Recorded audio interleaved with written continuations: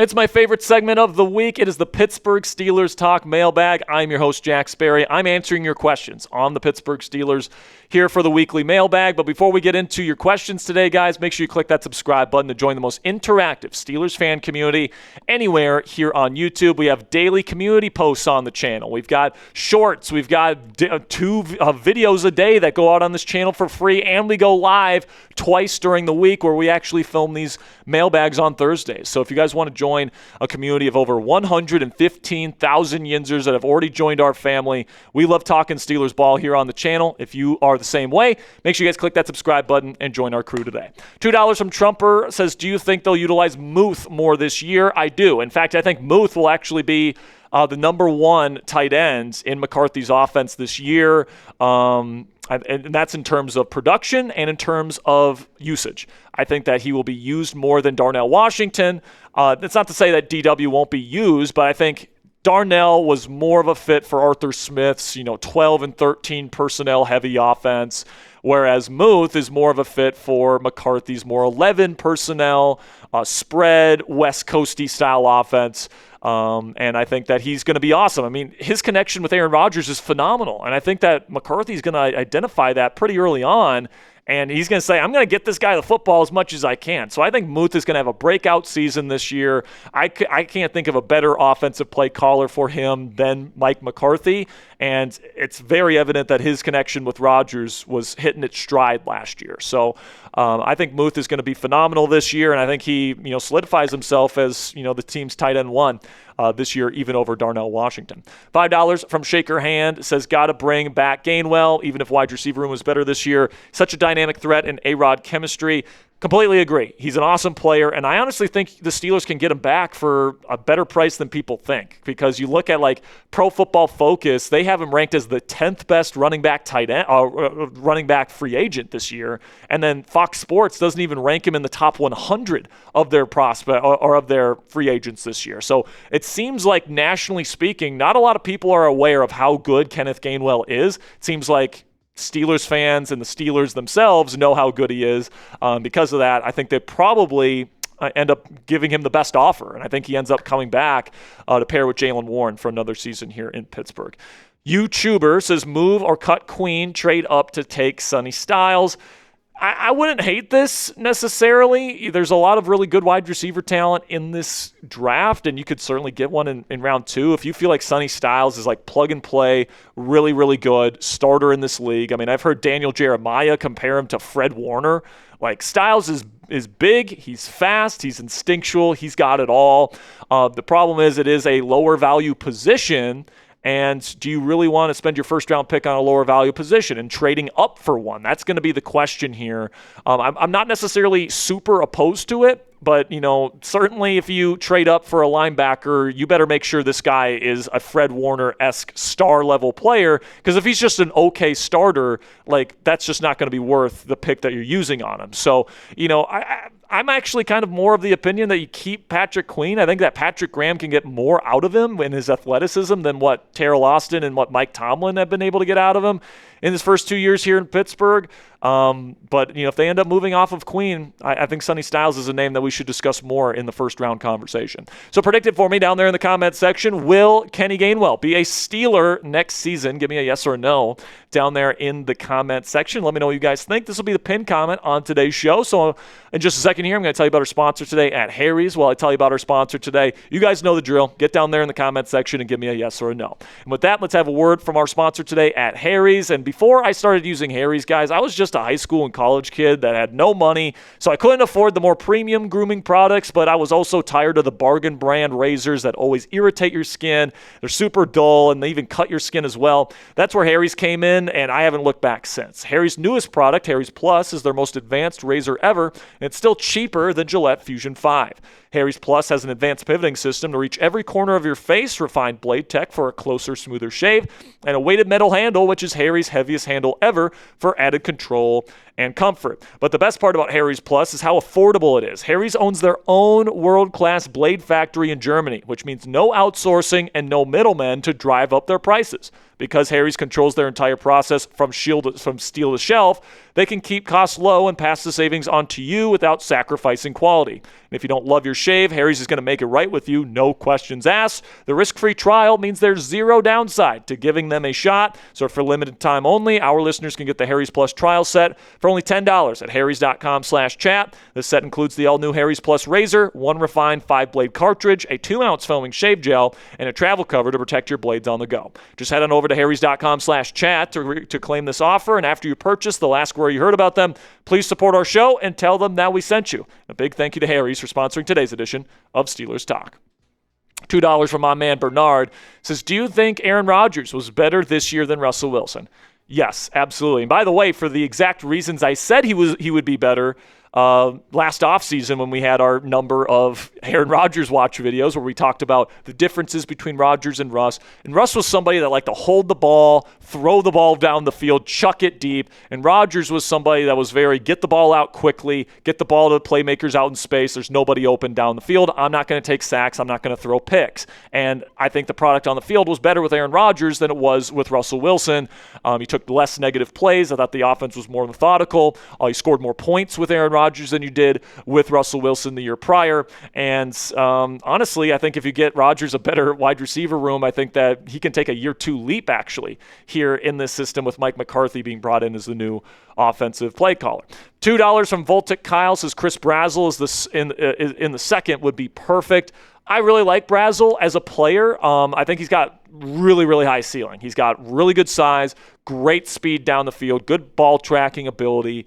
And I think he's got the athleticism to have a more diverse route tree than what he ran at Tennessee. He really only ran like goes, hitches, and posts at Tennessee. And, there's examples of him running other stuff too, but like he was very limited in terms of what he was asked to run in Tennessee's offense, which is just a limited kind of offense schematically.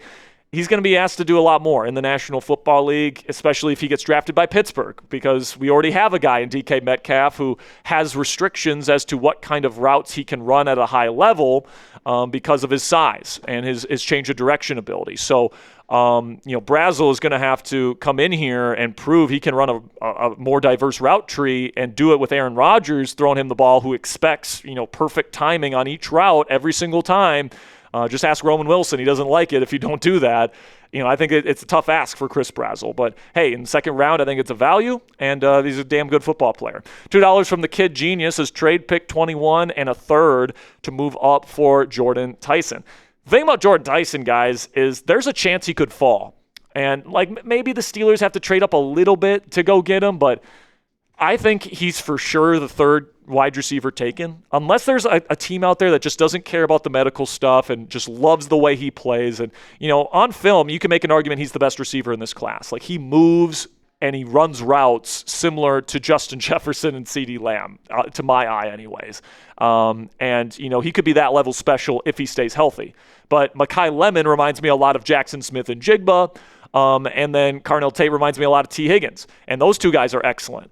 Wide receiver prospects in their own right. So if you're, a team drafting in the top 15, you got to make sure this pick is awesome. And you have a choice between Carnell Tate, Mekhi Lemon, or Jordyn Tyson, all of which are great players, but one has very serious medical red flags and has been injured pretty much every season he's been in college football. You're probably going to take the guys with less injury concerns. So I think Tyson is going to be on the board. I don't think he goes top 10. I think he'll be in there in the teens. And if the Steelers really like him, I think the opportunity is going to be there for them to go get him. And, hey, they might even just stay put, and it's possible he's there at number 21. I think Joel Klatt had him going to Cleveland at number 24 in his mock draft. So there's a lot of people that are starting to think that Tyson could fall right into the lap of the Pittsburgh Steelers this year, and you don't even need to trade up to get him. So make sure you guys click that thumbs up icon if you haven't already. If you are a real one, if you watch all of our shows, if you love our mailbags, if you watch our live shows, you want to help out the channel today, click that thumbs up icon. It's the fastest and easiest way to help us out. It tells the YouTube algorithm that you enjoy our content as a Steelers fan and that they should recommend this show to other Steelers fans across the globe. All right, $10 from Rumple My Stillskins. Says, I'm sorry, Jack, but I'm just not feeling it. Ravens nailed their coaching hires, smart, modern, aggressive. Steelers feel stuck repeating the past. Baltimore is evolving while Pittsburgh stands still. Listen, man, I really like the hires that Baltimore made this year. I'll admit that. I mean, Jesse Minter has been a very bright defensive mind in this league for a couple of years now, and he did a great job at Michigan as well. And I love Anthony Weaver. You guys know if you've been watching the channel that I'm a big fan of Anthony Weaver. He's their DC. And then, I think that Declan Doyle is a little bit more of an unknown entity. He's worked for Sean Payton and Ben Johnson. That's a good combination of guys to work for. But he's also a first-time play caller, and there's a lot of pressure there. And he's got a lot of talent to work with, but, we've seen some of these hotshot, super young guys kind of flame out, when they get opportunities. Just because you work for Ben Johnson or you work under Sean Payton, it doesn't mean you are those guys. So I'd say that's maybe the one spot where maybe they're not as good. I think their defense will be pretty good. But I look at what the Steelers have, man, and just because, they got somebody with a similar type of record to Mike Tomlin doesn't mean he's Mike Tomlin. Okay, I understand the similarities. They both have coached for like 18, 19 years. They've got very similar career records, similar, amount of playoff wins. They each have just one Super Bowl, and they have a reputation for not winning in the postseason. So I understand the connections there, but McCarthy is an offensive-minded guy. He does run an offense that can put up big numbers in the modern NFL. Just look at the Dallas Cowboys, who ran a McCarthy-inspired system with Brian Schottenheimer last year. George Pickens became an all-pro in this offense, and that was not something that was the case under Mike Tomlin's offenses here in Pittsburgh under any offensive coordinator. And I'm just looking at the situation. I think that McCarthy will bring in more analytics department staff. I think that he'll dive into AI. Those are two things that Tomlin was not willing to dive into. I just look at what McCarthy brings. Even though he's the oldest head coach in Steelers history, doesn't mean that he's going to be coaching the same way that he was back in 2007 in Green Bay. Like, he's evolved his coaching style. And I think with the upgrades to the offensive scheme, to the defensive scheme, to the coaching staff at large, I mean, we had one of the worst coaching staffs in football under Mike Tomlin. Now I think we have one of the best with Mike McCarthy, who has excellent connections. You're bringing in Brian Angelico, so you get some of that Minnesota flair in the passing game as well. As long as they do a good job, bringing in good players this offseason, they do a good job building the roster, I don't see any reason why this team can't be better next year than they were the last 3 seasons under Mike Tomlin. $5 from Black Wolf says, besides AJ, talking about AJ Brown, who would make sense for the Steelers to go after in a trade? Well, some names to keep your eye on. Justin Jefferson is one that could be like the big one of the offseason because they have J.J. McCarthy there in Minnesota. It's very clear based on the comments J.J. has said that he doesn't think J.J. McCarthy is very good.